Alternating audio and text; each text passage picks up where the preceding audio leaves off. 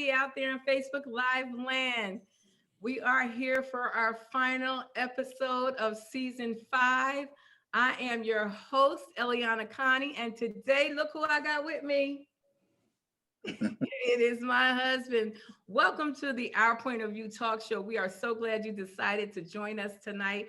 We have a great conversation for you all. First of all, before we even get started, I'm going to ask you to please share this with your family, your friends, somebody that you love, your bae, your boo, whoever you want to share with. We're going to be talking about marriage and relationships tonight.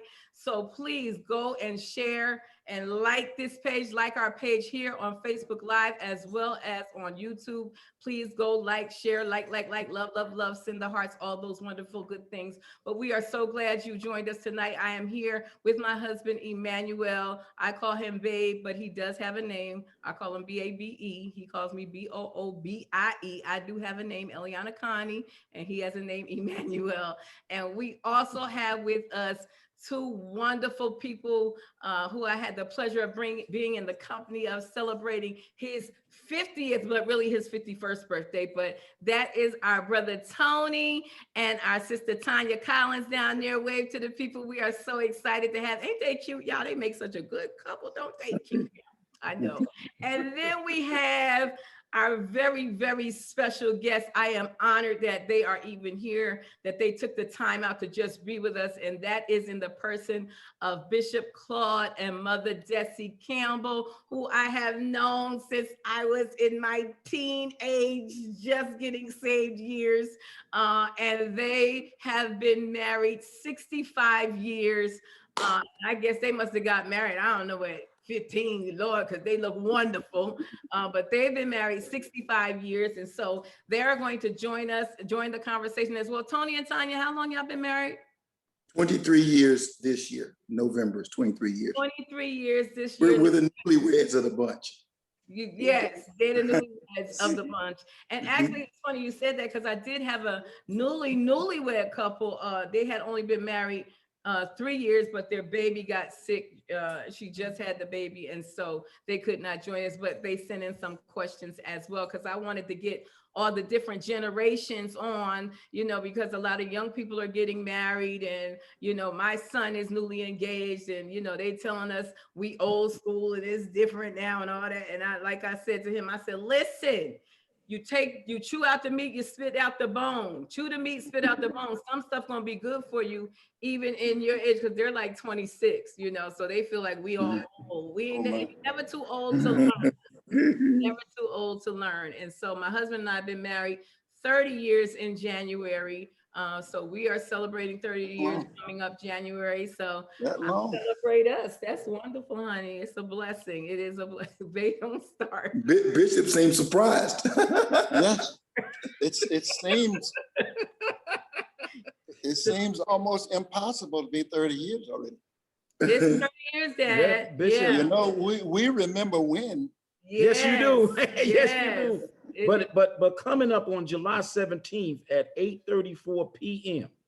It's a Saturday, July 17th, because I met her on July 17th, 30 years ago at 8:34 p.m. in New Brunswick, New Jersey, in front of the light and the phone booth in front of the Elks Club. So that's when I actually met her. Okay. That is true. And so we still hitting 30 years in about 3 weeks. That's true. Because I married you a couple of months later. Yeah. I proposed to her literally, I proposed to her 2 weeks. 2 weeks after seeing her. Yes. Oh, boy. And we've been married and then got married, Bishop. You remember we got married only 3-4 months later. Well, we got married. You proposed.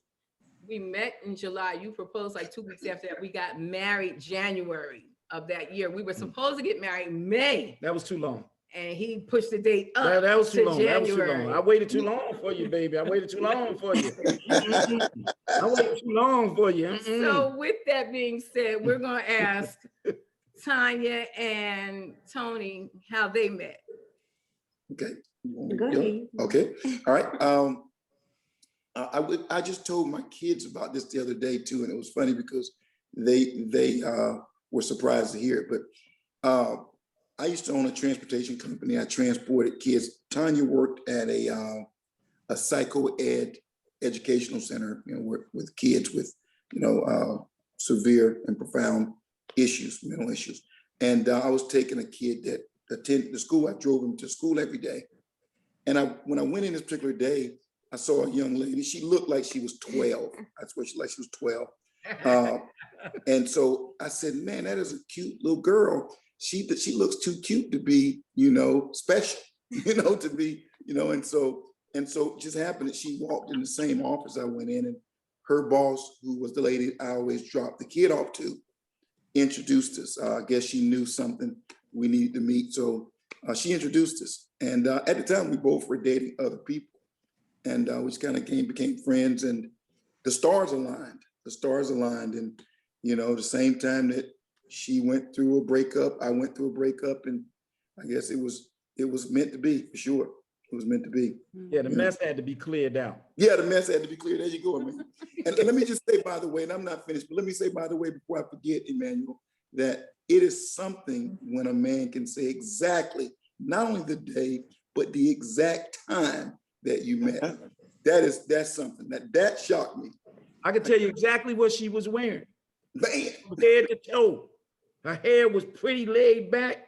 She had on this sundress, Bishop. She didn't have her church outfit stuff on, Bishop. Okay. Okay. She had, because her cousin told her, because me and Reverend Al Sharpton, you remember me and Reverend Al Sharpton was really in the front line of police brutality in New Jersey and New York. So Reverend Al Sharpton us went up to New Brunswick, New Jersey, because of a police brutality shooting that killed this young brother, Sean Potts, in the driveway. And the police officer claimed that he slipped and his feet went into a box and he slipped and his gun discharged. And that's how Sean Potts was killed.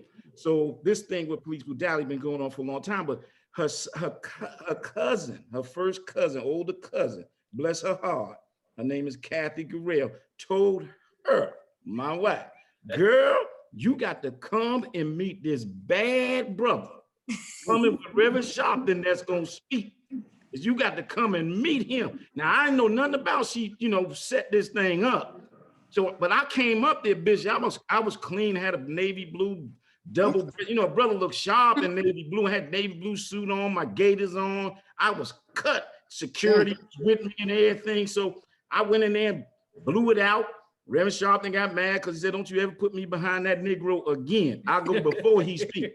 But then afterwards, the people over at the Elks Club, and they was, but babe, you wasn't telling our story yet. That is our story. Tony and Tanya tell their story already. Tony said he wasn't I finished. was gonna let you have the floor, man. It was Go ahead. I'm sorry, Tony. I can No, hold. it's It good. was interesting. Keep going. But so to finish up, we met that way, and that was in 1993, in January of 93. Don't remember the date or the time, but it was January 93. And then she eventually started working for me. I had that transportation company morphed into an after-school program for underprivileged kids that I opened up, and she worked for me. Her and a lot of other teachers worked for me in an after-school program. And ironically, and she doesn't remember this, but this is one of the things that I fell in love with her about, was that the state shut me down. They shut my program down. And so for about a month, I was going to the building every day depressed. I mean, I blew through all my savings, and I was just at the office every day depressed. She would come by every day after school and check on me. And then one day she shows up at the office with a $20,000 check. She had went and gotten a personal loan for $20,000 and given me the check because I'd been offered an opportunity to start a foster program. The county DFACS officer came and talked to me about considering opening up a foster program. And so Tanya gave me from her $20,000 seed money. And it was obviously so unimportant to her that she don't even really remember it, but I always will remember that. If it wasn't for her, we probably wouldn't be where we are today. But that I started the program, started the foster program. I made her a partner. And from that point on, I mean, we just been stuck together ever since. So we got married in 98, 5 years after meeting. She told my grandmother in the early 90s that I was gonna be her husband one day when I got all of that out of my system. And my grandmother told me this at our wedding reception after we got married. My grandmother she never told me this until after we got married. So I like her because she told me years ago she was going to be your wife after you slowed down and got out of the streets. And sure enough, she waited around. She waited around. Yeah. Awesome story, Tanya. Is that your version? Because you know they be trying to now. Is that That's it. He has to get that garbage out first. Yes. wow? And let me ask you this, Tanya. Let me ask you this. You literally took it upon yourself without his knowledge or any inclination that you just said to yourself. Now, he wasn't your husband at this point. No, it wasn't. But you just said, I'm going to be that help me. Huh? Yes, I did. Identified that that's going to be your husband. And you went to the bank and got a loan And gave it all to me. and then just brought him the check. Yes. Wow. He Girl, better have married. he better have married. And Bishop and Mother Campbell, listen, that she had a lot of faith. First sight. She had a lot of Yes. faith. I can tell you that. She was truly led by faith because boy, ooh, He was a mess. I was Yes. a mess.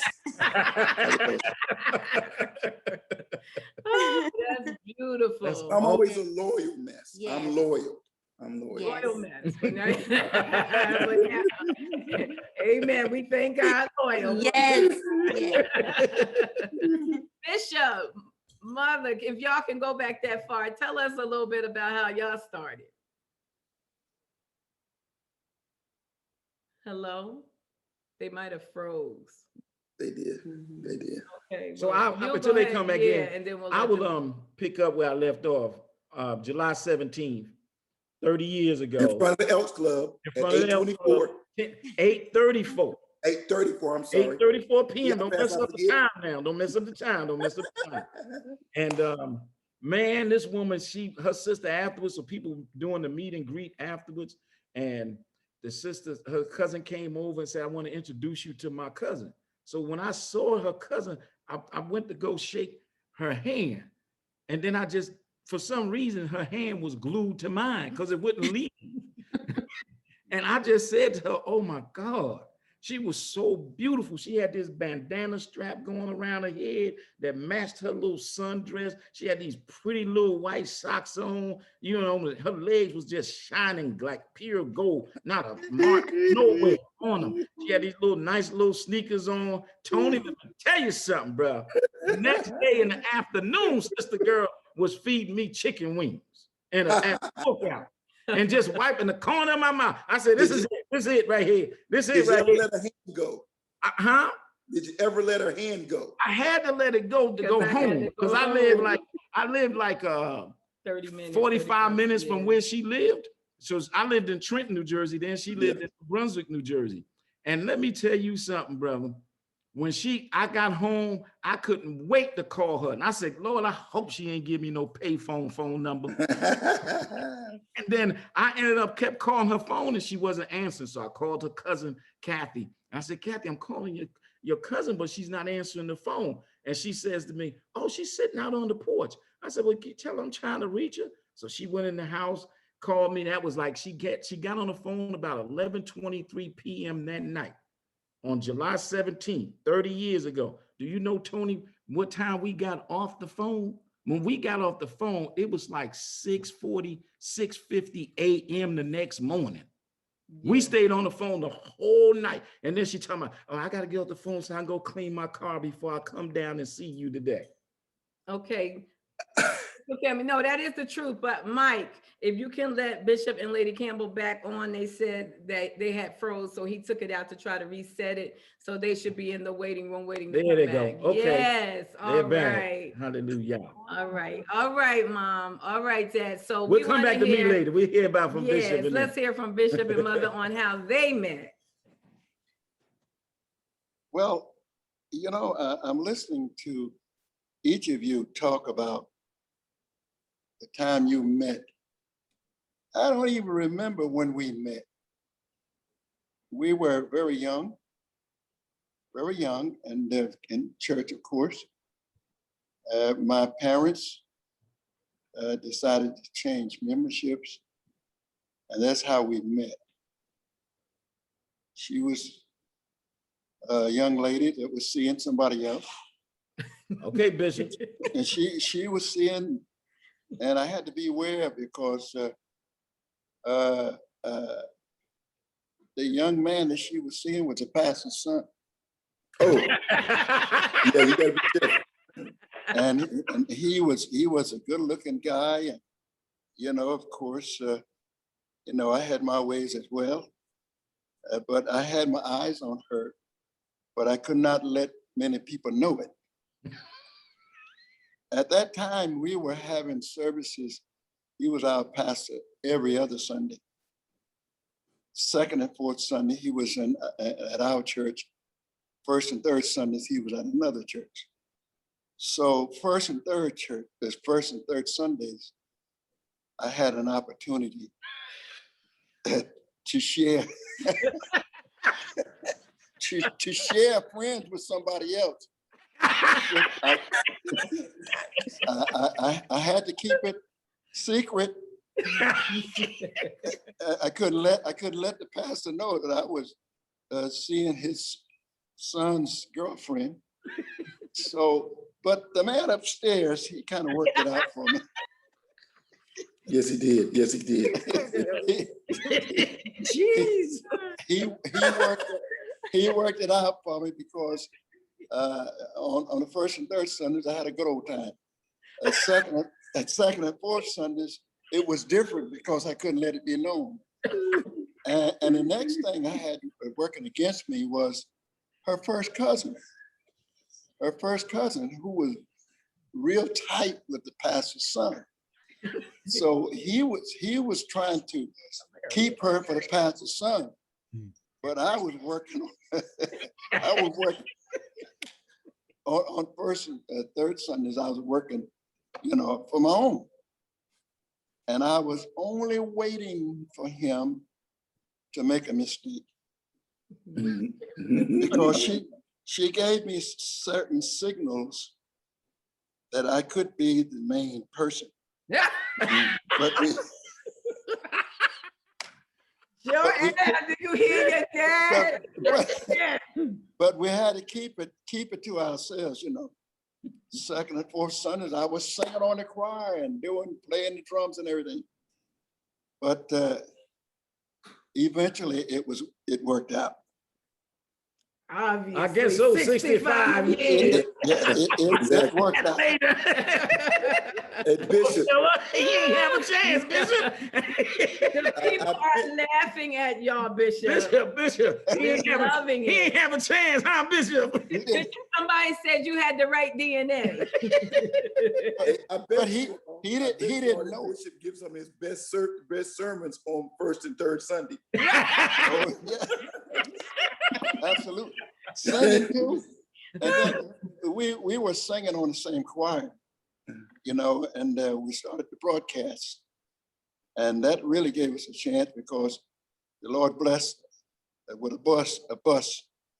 And we used to go from place to place on the bus. And of course, she was sitting with me first and third Sundays on the bus doing the program. And all I needed for him was to make a mistake. Mhm. And I waited patiently. He waited patiently. How long, Bishop, did you wait? How long did it take, Bishop?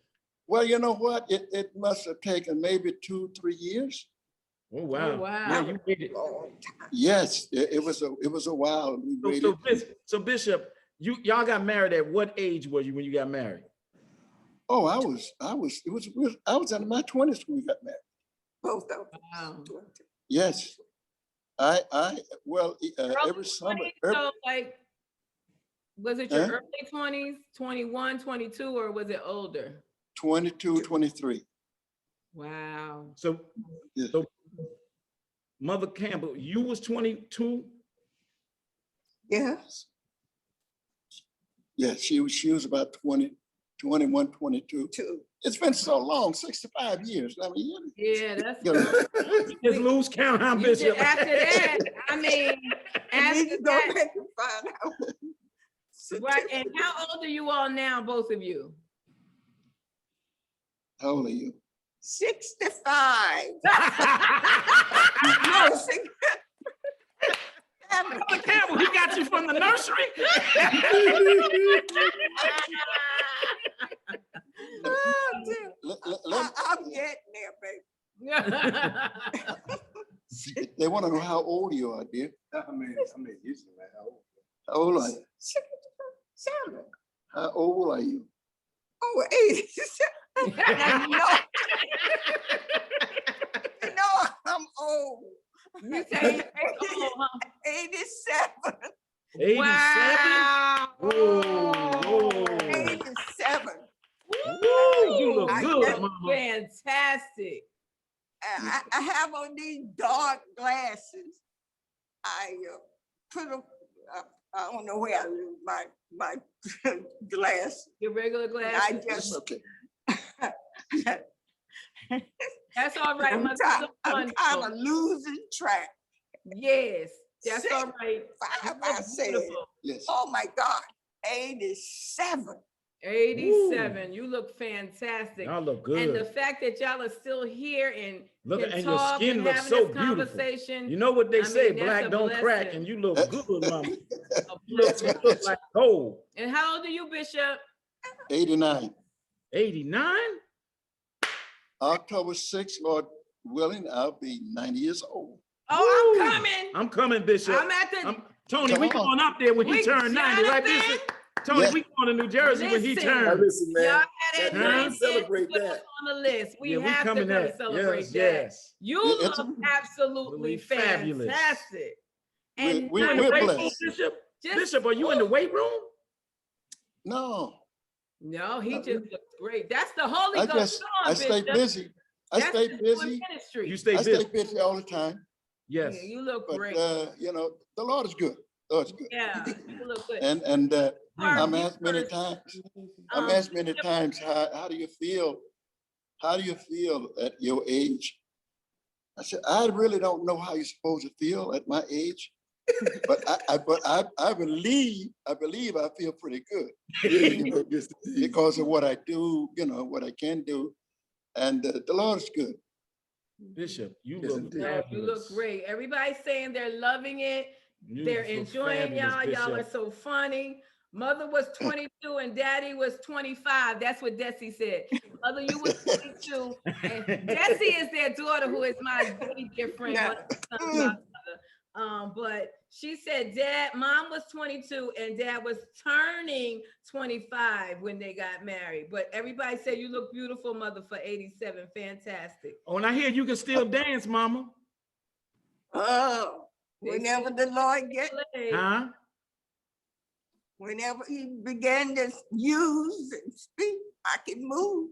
It All might not right. be as fast. It might not be as fast as I did You I 10 love years it. ago. But Right, but you still moving, mother. It's a blessing. Absolutely a blessing. Amen. Thank God for you. Now, Dad, I want Amen. our viewers to know that Bishop Campbell is still the pastor. Well, Bishop, he's still pastoring and in Vauxhall, New Jersey, right, Dad? Still in Union, yeah, Vauxhall. yeah, Go Union. ahead. Yes, I'm still pastoring, Tell and the I'm also the bishop of the organization, of the United Church of United God. Churches of God Yes, International, worldwide. He's major. So for him to come and be on here with me, I know I'm special because he is me. I know you did that. well, you know, you've been special to us for a long time. Yes, Oh, yes. thank you. yes. you were very, very young, Yes, I Yes. was, mother. and you are yet young. Thank Yes. you. And he sings. Bishop is multi-talented bishop. He can sing to the heavens, y'all. I mean, growing up, he was just awesome. And it's just a privilege and an honor to have them both here. Now, I want to ask you, Bishop, where did you, both of you are from the South, right? Yes. North Carolina, yes. North We Carolina. were both born in a little place called Rayford, North Carolina. Later, my parents moved to Fayetteville, which is only 21 miles from Rayford. Okay. And we continued to serve in the same church, 21 miles away. And we've done that for years. years until my parents went home to be with the Lord. So at that time, I was in New Jersey. I came to New Jersey in 1954, and I've been here ever since. So it's been a blessing. Yeah, And everybody said they can't believe y'all at that age. Everybody that's on Facebook, they're saying y'all look fantastic. Somebody says, sing, Bishop, sing. Bishop, for us younger folks, what would you say was a secret to reaching 65 years of divine good, baby. and holy matrimony? Because there's a difference. There's a difference, especially when it, you know, the woman you married is beyond a queen.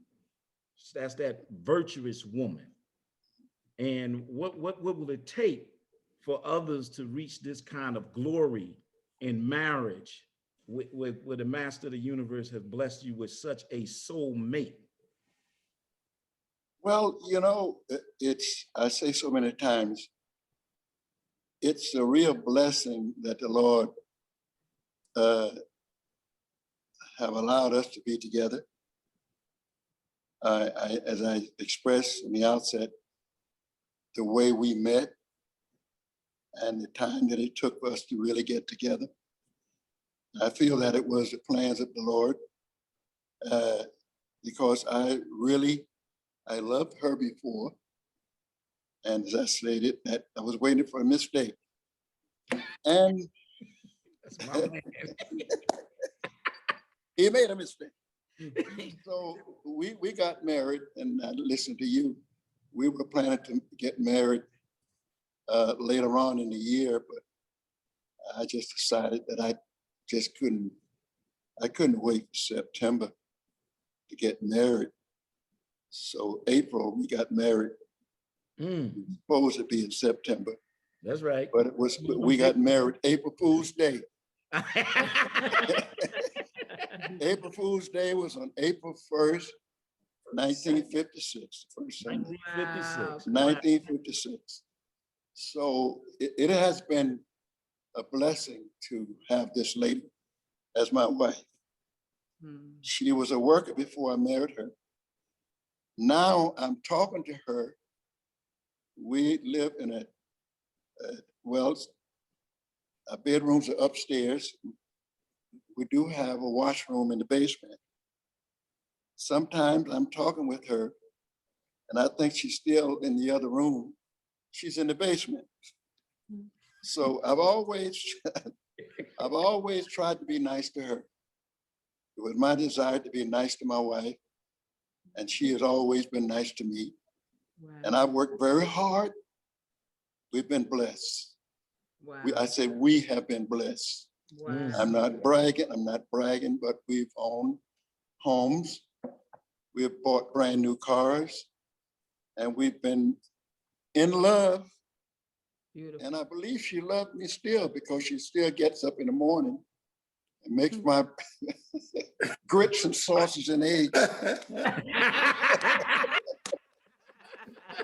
So it has been wonderful. The Lord bless us with four beautiful children. We have 6 grandchildren. We have 3 great-grandchildren. Wow. We have a host of children like Connie and all the other, daughters and sons we have. Yeah. And we've been in the church all this time. Bishop Seawright, Bishop George Seawright, with the group Cope. Yeah. I used to give him a chance to preach at my church when he just started out. So true. And look where he is today. The Lord has blessed him tremendously. And I'm very proud of Bishop and his wife. They are our children. Yeah. And so we just thank God for being able to do what we do still and to love people as we do. People do love us, we believe. We have hundreds of godparents, godchildren, all over the country. Yeah. So we've been blessed. And I feel blessed. And thank God every day, and I never thought that I'd be doing what I'm doing in the church, even with the organization at this age, Yeah. because I thought to retire. Mhm. And of course, I am retired from the job, but you know what church work is like, Yes. especially during this pandemic. But God is good. He's still good. Still good. I Tony, still drive. People ask me, do you still? Yes, I do still drive. And want me to drive. Yes. But she says, I can't see. But you guess what? She can see all of my mistakes.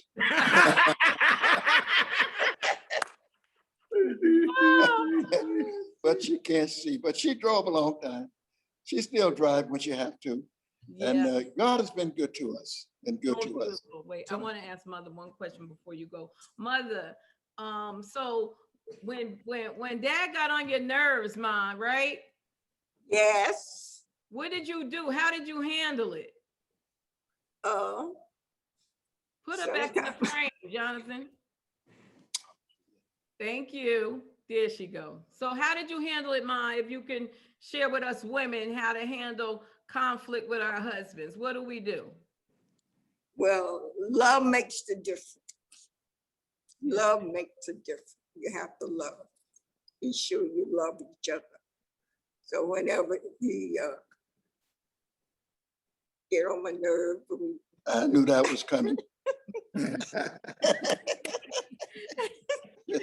oh my nerve, Uh, and as I say, my sanctified nerve.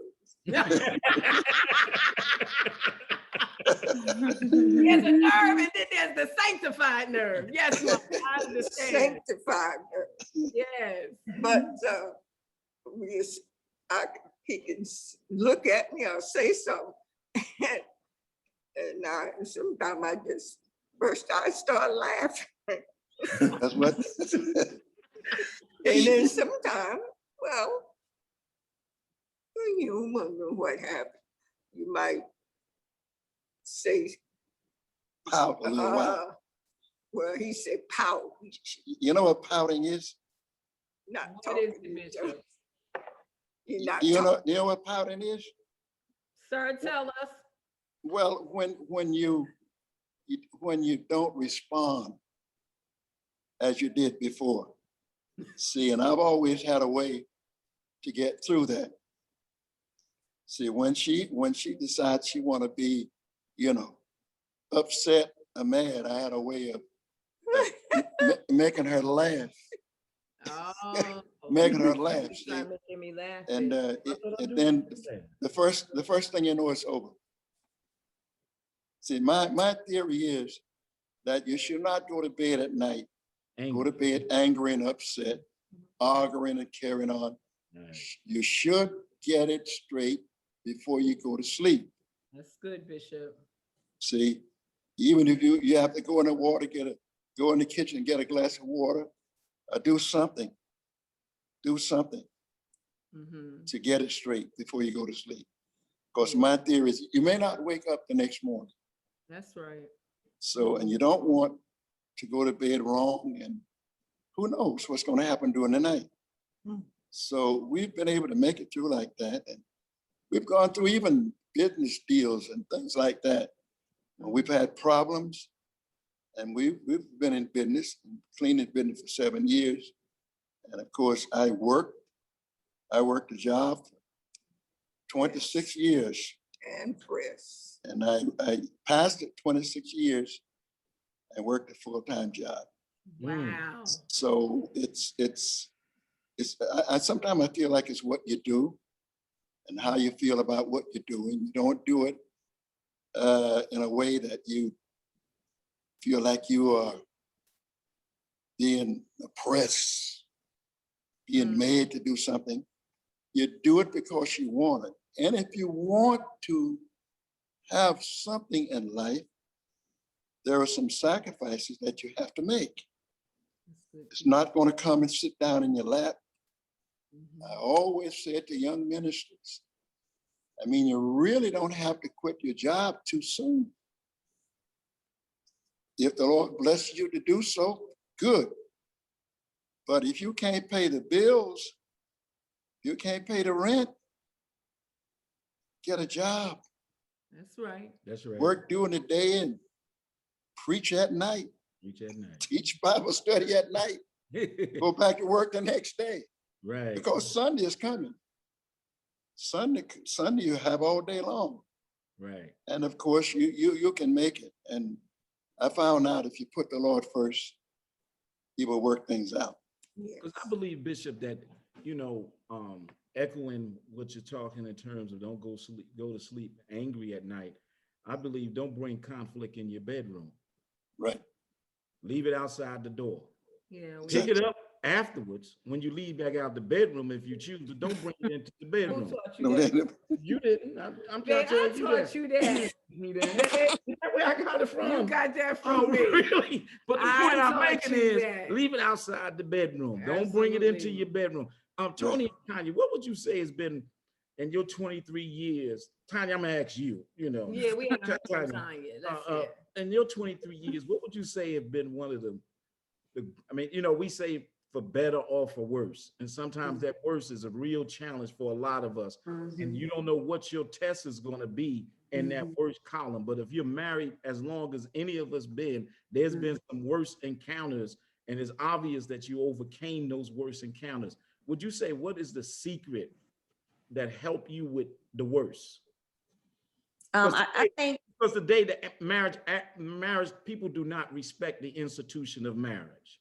right. Right. Not according to divine order. They do not That's respect it. right. And people take it like it's just a little Cinderella thing. I want to Right. get married, and they don't understand. They think that one little piece of paper what makes it, but no, not that paper. You in the wrong paper. The paper Right. you look at is starting off in Genesis 2:7. when That's God right. made woman for the help meet to man. So what I'm asking you is, in your work, what do you see is a secret to overcome the worst? Prayer. You have to have prayer and you have to have faith. And when it's the worst of the worst, I tell them all the time, I'm getting on my knees.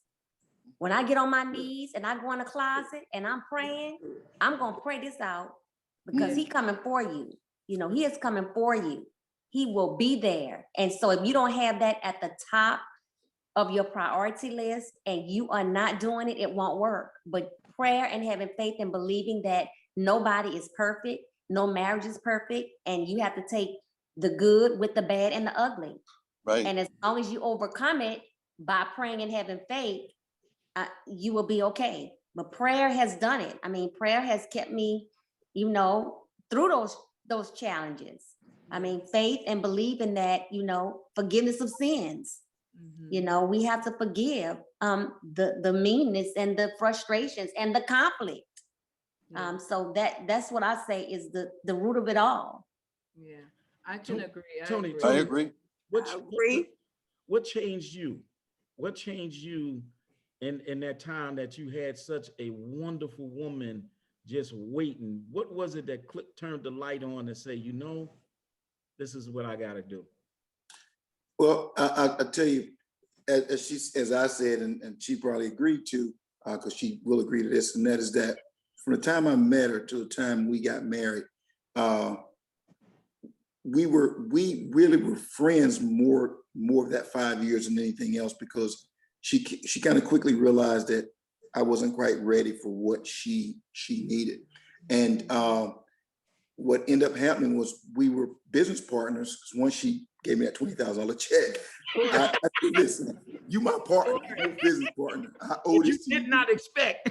Right, you're no longer an employee, you are a business partner. Yeah. We set out to do our work. You do our work together. And I tell you, just to kind of talk about that for a minute, that was some of the best time in my life, best years of my life, is that her and I were working together to help, you know, foster boys. We had 18 foster kids, 18 foster boys at any one time. We had about 35 mentally challenged individuals that we served. And that giving giving and that then teaching our sons empathy and all that. That was the best time of life. But the thing about it was that I never forget my oldest son. So we had our son about 9 months before we got married.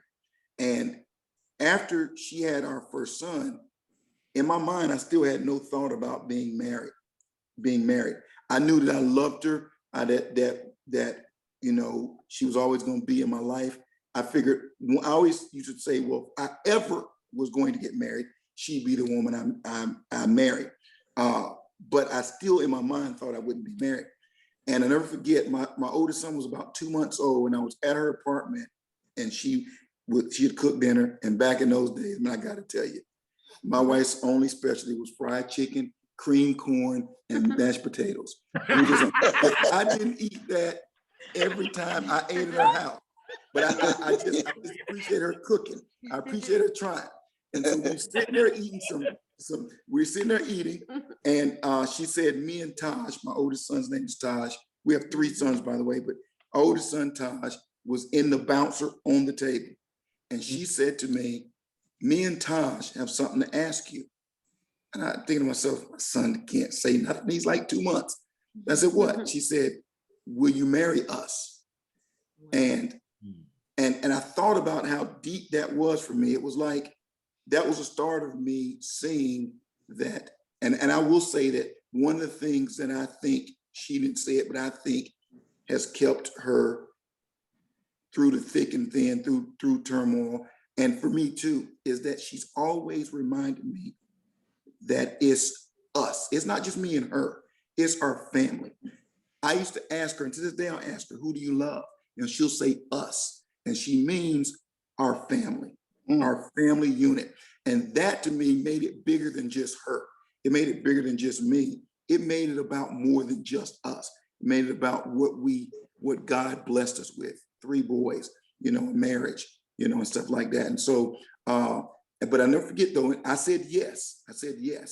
And in March, the following month, her older sister got married in New Orleans. And if you know anything about New Orleans weddings, they're always huge weddings. And so I'm in the wedding, she's in the wedding.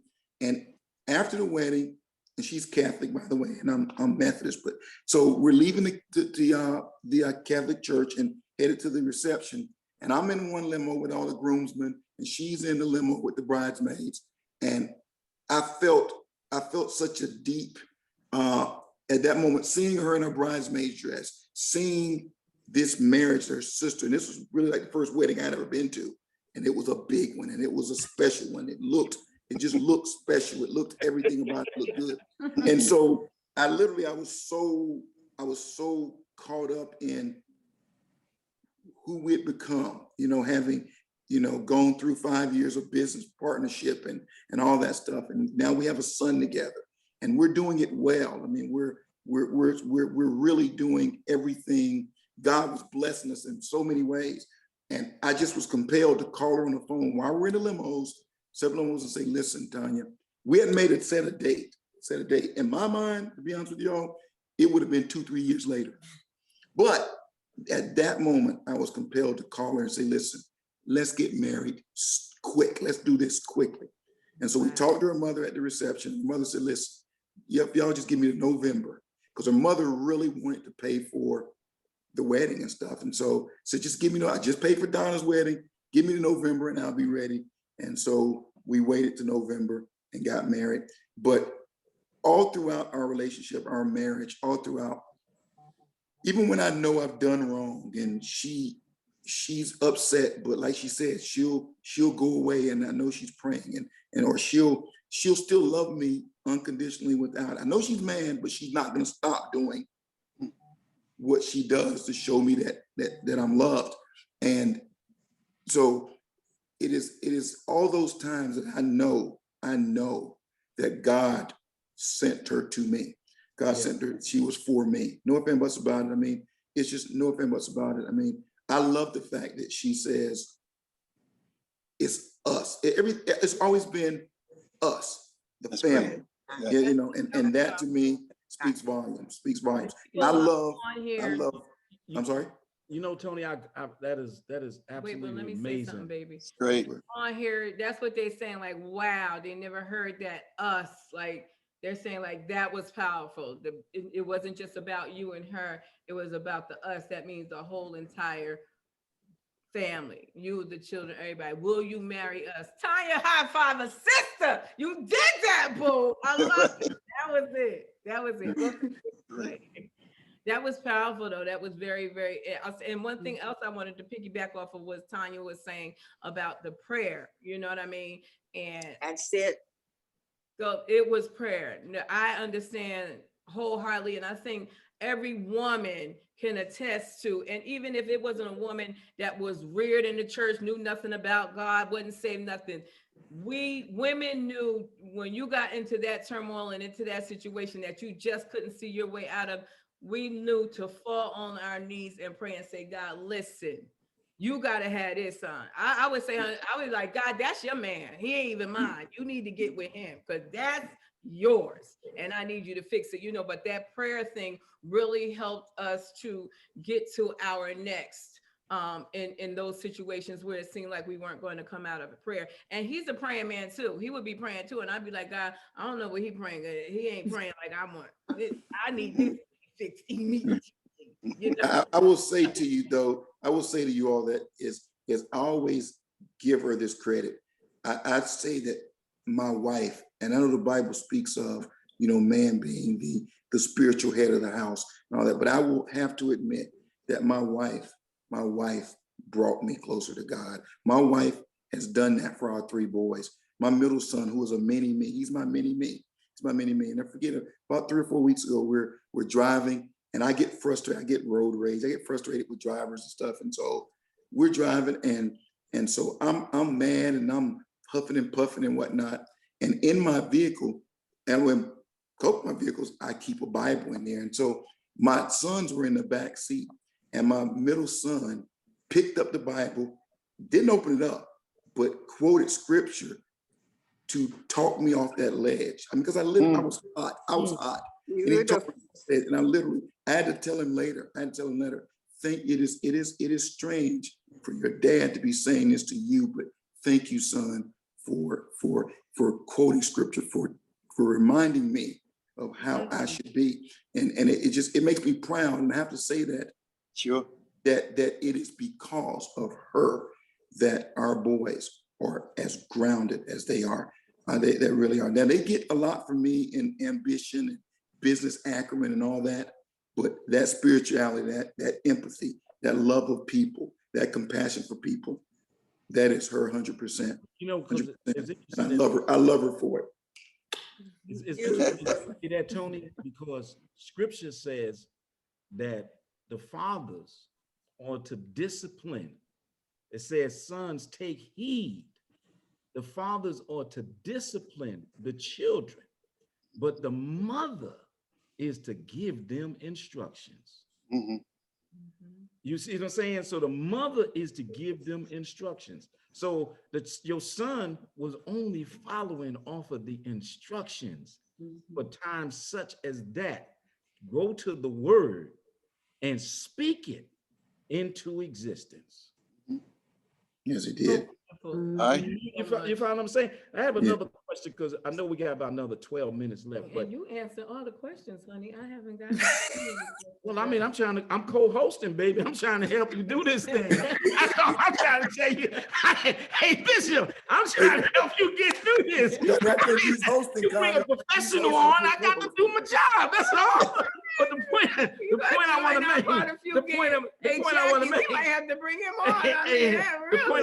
Also the other point that I wanted to make, because not only what Mother Campbell talked about in terms of love, you got to have that kind of love that you look for the good and not the bad, even in your mate. Because if you don't look for the good, then you're going to end up sleeping with the enemy. But the other issue is that really helps us, and I know all of us been through this particular point. How did you overcome the financial challenges that you encounter through a marriage? Because when money is having good ones though, baby. when money becomes a problem, oh, that's my money. No, that's your money. Well, what about our money? you know, the point I'm asking, That's the word, Howard. you understand what I'm saying? The money challenges, Bishop, maybe you and then Tony can interject, and Tanya, how You did ain't asked me to interject. how do you overcome? I'm trying to get some help here too, but right, even after 30 years. But anyway, how did you overcome the money challenges, Bishop?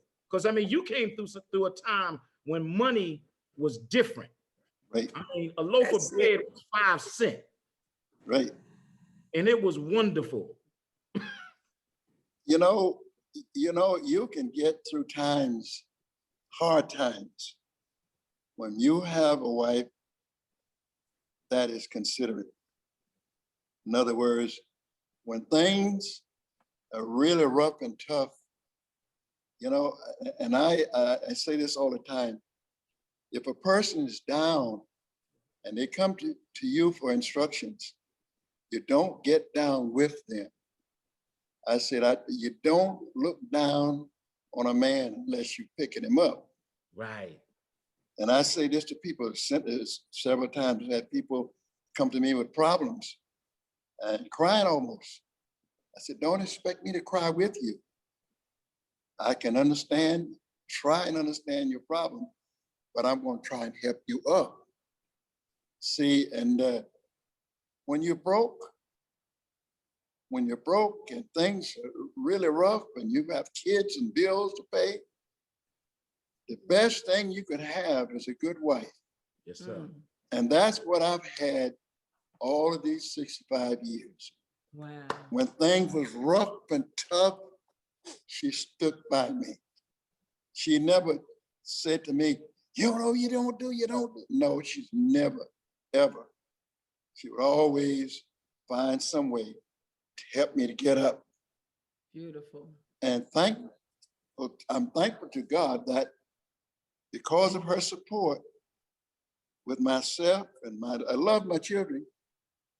She was always there for the children. She was my provider as far as times when boys were playing ball and going for practice. I was working, I couldn't be there. She was always there.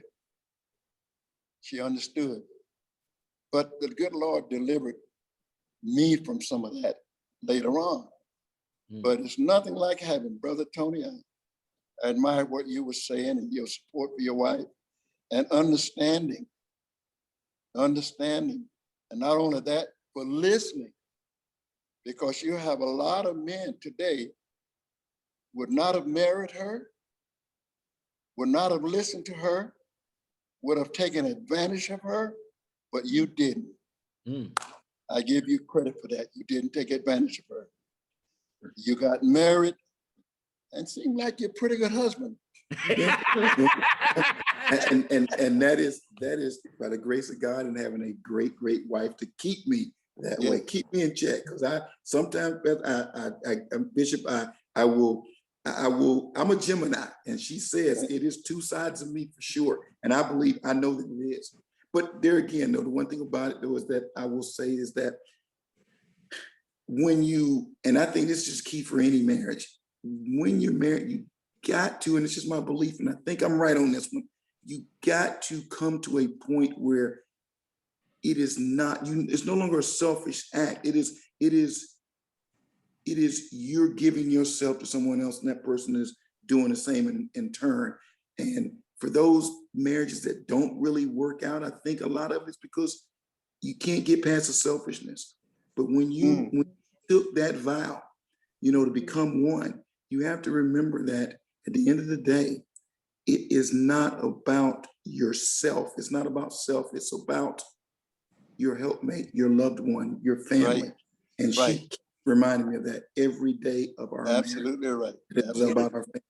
I wanted And to, you put one of the things is that a man is actually judged by how well he maintains and provides for his family. Right.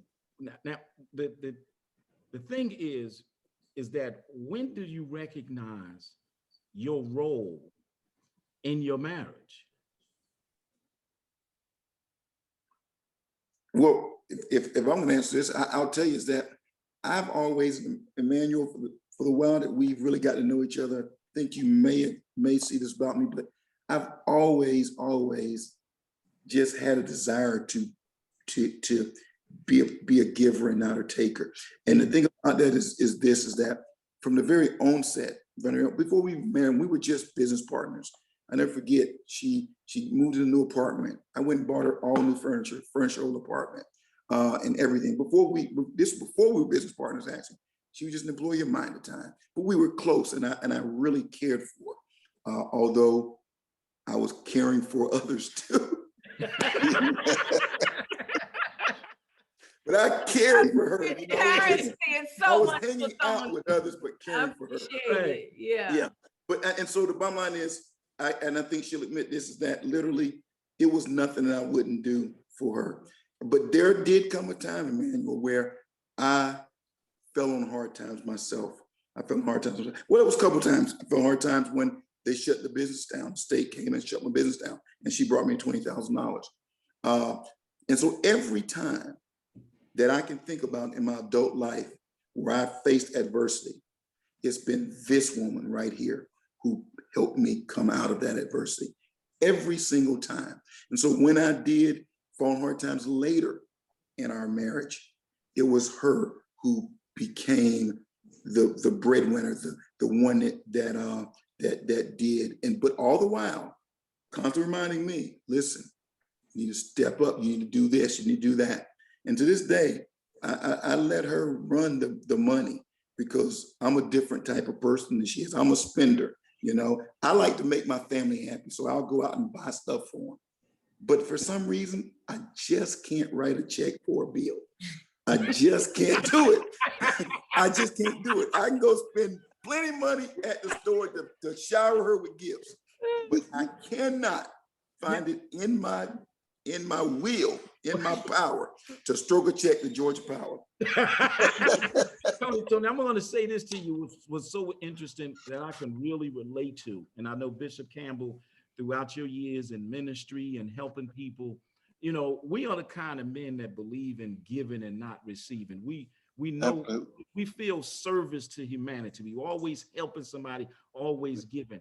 And when I came under attack with my company in New Jersey in the prisons, and the adversaries wanted to stop us for our work because I was the only minority contractor in there. My wife may not recall this, but when she read it in the paper and one of the state legislators called her, what she said to her is, they're trying to destroy my husband. And she went on, I mean, her defense mechanisms like, oh, you can mess with anything else, but you better not think about messing with my husband, you know? And I mean, that to me, I mean, that was just so rewarding to hear and feel that kind of love and protection, you know, because when you down, I mean, bro, when you get down and you get knocked down, you know, you need that person that's going to be there and absolutely. And have that mate, Bishop, like you say, really lift you up and help restore you and say, I don't know how we gonna get it, but I got faith in you, booby, that baby, that you gonna find a way to make this work for us. And that is the greatest thing, because today in people's marriages, the smell of obstacles or challenges, they ready to throw their marriage away. Sure. You know, I mean, they ready to throw it for the ridiculous stuff. I mean, like, okay, he may have a nature in him that you may disagree with, but you don't destroy your institution of marriage.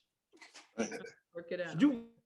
There's a way, if you stay in the press, there's a way that you're gonna overcome these obstacles. Bishop, what would you advise young people in this regards, or young marriages? We're gonna do this. I know it's 7:58. I hate to keep y'all long. We're gonna let Bishop answer. We usually go off at 8 o'clock, but my producer said we can stay on a few more minutes. I know Tony and Tanya, you all probably have other things that you have to do as well. So we don't want to hold you past the 8 o'clock hour, but if you want to stay around, you can. But if you have to leave, we do understand. We're in this thing for the long haul. Listen, I got a lot more to say and a lot more to listen to here. And I really love listening to Bishop, because I really want to see how I get to 65 years with this. I know that's right. I know that's right. I know that's right. Well, when the going gets tough, you don't give up. You just do not give up. Because if you give up, you'll lose the battle. So what you do, you hold on to what you have and reach for more. You do it right. You can't, now you don't need two problems. You really don't need financial problems and other problems, business problems, and then a problem with the wife. Hmm. Yeah. You make sure she's in trouble. she has to be in there with you. Know what you may not tell her every little thing, but make sure she understands what's going on. Weeping may endure for a night, But but joy joy comes in the morning. in the morning. You know, you have to hold on to what you have. Don't allow the enemy, I call him enemy, to take away what you have because of some terrible mistake. Right. Seek ye first the kingdom. Love your wife. Keep her in what you're going through. That's the best help you can get in the world. Yes, sir. I do agree. You can make it. You can make it. Babe. One more question. Oh, I honey. do agree. No. I'm the man. No. I'm the man. And don't forget to Man. pray. Yes, ma'am. And don't forget to pray. Don't forget And to by the way, pray. No, Bishop, but listen. One of the other things I wanted to ask, this other question, and that is the role of effective communications. Uh-huh. See, we thinking like, Well, we babe, thinking like, can It's- I it's- ask a you- question? I hey, haven't Connie, had any Connie, guests is he the on. new host of the show? he said I was co-hosting, so here I am. But go Well- ahead, 'cause I was gonna ask to speak to the communication, and then I'll say what, but please speak to that, yes. You have to communicate. I mean, how are you going to solve a problem without dealing with it? Now, if she's walking around in the house, Mm. not saying anything, looking and acting different, you need to make contact. Hey, what's wrong? What's wrong? Find out what's going on and deal with it. Don't say, well, it's you, not me. No, you have to deal with it. Sometimes you may have to give up some things. You may want to do something different. You may have to change your mind because if you want to eat tomorrow, Tony, you ain't want no more mashed potatoes. but you have to deal with the problem. If you don't deal with it, it will never go away. Yes, I yes. agree. And you cannot be 100% right all the time, Mm. and she's wrong all the time. Right. You have to touch and agree. What you say to Sometimes red becomes green. Yeah. Sometimes green become red. that's Yeah. right, Bishop. That's the way you deal with it. I Yes, agree. sir. I agree.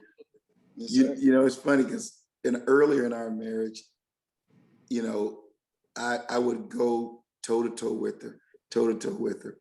And as time went on, I started to realize, you know what? At the end of the day, she's gonna win. She's gonna Oh, yeah. win. And Well, they're gonna win. and as I got Sure. older, not only did Sure. she win, but she's always right too. Literally, really always right. So we have these glasses that she bought that's downstairs at my bar, and mine says Mr. Right. Your juice bar, Yeah, down, yes. Here's put Bishop on your juice bar. my juice bar, right. Mine says Mr. Right. Hers says Miss Always Right or something like that. Miss Oh, that's Always Right. cute. I saw that. Yeah. And that is so true about it, you know. But when we do have difficulties and communicate, I've kind of learned her personality. I kind of know when she's pouting. Her being upset is never over the top though. It's just quiet. She doesn't talk and sometimes she won't even speak about the issue until much later on. I guess that's her time to reflect and you know and to pray about it and all that stuff as well. But I've started to learn and develop how I try to reel her back in, you know, and how to sit around and wait and kind of figure my next move. It's like playing chess, my next move. And it usually involves me coming up behind her, or, you know, Bishop, forgive me here, but I might pat her on the behind or something, you know, or something. And that I know she don't really like it, so I'll do it. And that'll get her to start talking. And then, you know, and I'll just try to ease my way back in. But we got this nice little form of communication that gets us back on track. Because I do agree with you, Bishop, that, and you as well, Emmanuel, I think you said it too, is that going to bed mad, I believe that opens the door for the enemy. It opens the door for the enemy. So I like what you said, Emmanuel, leave the man outside the room, maybe pick it back up the next day, but leave it out of the room.